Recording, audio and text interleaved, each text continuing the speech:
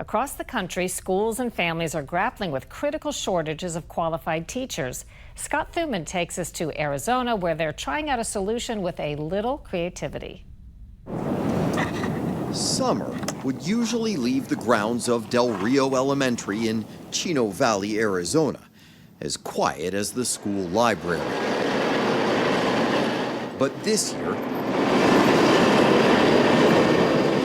the sound of construction breaks that silence. Not for new classrooms, but for 10 tiny homes tucked right behind the soccer field. Right now we're standing on the footprint of what will eventually be our teacherage. If you're familiar with the term parsonage, which is housing for a reverend or pastor, it's the same thing. Teacherage is just housing for teachers. The white lines are the water and the green is the septic, and we're walking. John Scholl is the school superintendent here, and this project is his response to a crisis hitting districts across the country. A shortage of certified teachers, from math to science, and especially special education. 20% of our kids are identified as special ed. Trying to serve those kids on what their needs require can be difficult when we don't have the staff to do that. Scholl believes these homes could be the recruitment tool he needs to bring teachers to this rural town where housing costs are almost 50% above the national average. When we hire teachers, when we can hire teachers, one of the things that we hear is that it's unaffordable for teachers to live in Chino Valley. The average home price in Chino Valley is about $450,000. Does this bring them in? We hope so. One candidate that applied just because they knew that we had this. And so far, giving the idea an A+. I want to say there's between 50 and 60 teachers here.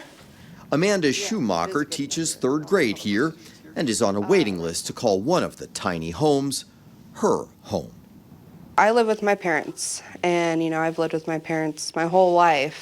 I would love to be on my own, and the fact that I can't really afford to move out just on my own, I think that just helps so much.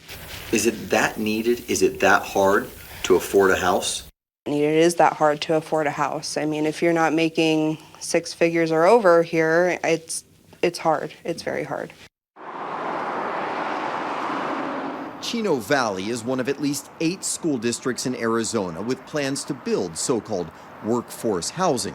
The project is being paid for with federal tax dollars from COVID relief funds and a state grant. At least 3 other states in the country have similar programs, and others are considering it. Whether or not this plan is ultimately a success may not be clear for a while, but it does speak to that much larger problem, a critical teacher shortage all across the country. Some 300,000 teachers leave the profession every year, and there are fewer college graduates with education degrees to fill those ranks. And low pay, the biggest reason. The average starting salary for a teacher in the U.S. is just below $43,000 a year. There's always an excuse as to why we can't pay educators more money.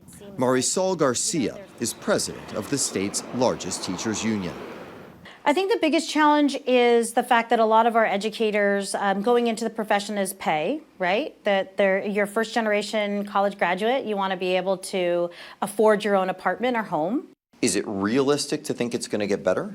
It's not going to get better without a massive disruption in the conversation about funding education and making sure that educators feel respected. This didn't happen overnight. I see it more as a repercussion of neglecting of investment in public schools and public good. In the meantime, she worries these tiny homes could lead to big problems.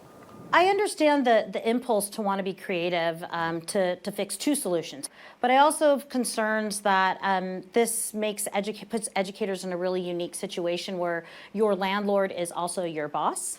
If I get in trouble, or if something happens or I'm accused of something, that I could lose not only my job but also the place where I live. But it's a decision Schumacher is willing to embrace. It'd be quite the improvement for your commute. Oh, absolutely. Absolutely. I could walk to work. That'd be great.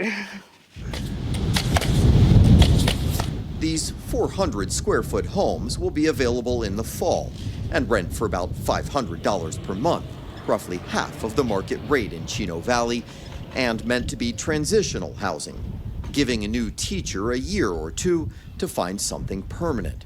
Younger teachers like me that are kind of just getting established, we all agree that it's an amazing opportunity. It's just a way to get you started out there and just off on the right foot versus struggling and worrying. We're all very impressed by what's going on.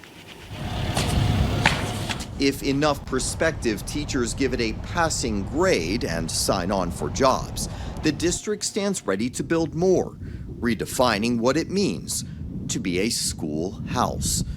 For Full Measure, I'm Scott Thuman in Arizona.